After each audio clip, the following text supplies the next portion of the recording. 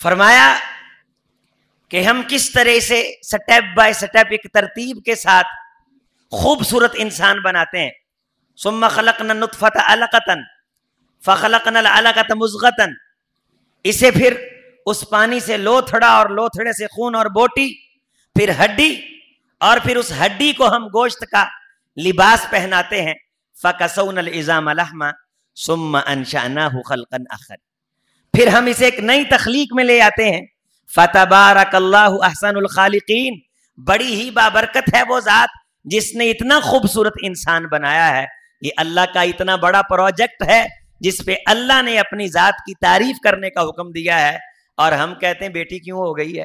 ذلّا وجہہ مسودہ، اس انسان کا چہرہ سیاہ ہو جاتا ہے، اس کی شکل دیکھنے والی ہوتی ہے جب اس کو بتایا جاتا ہے کہ اللہ نے تجھے بیٹی سے نوازا ہے. عجیب منافقت ہے، کسی چیز کی خبر نہیں، کسی چیز کا تعارف حاصل نہیں، یہ پتا ہے کہ بیٹا ہوگا تو میری نسل چلے گی.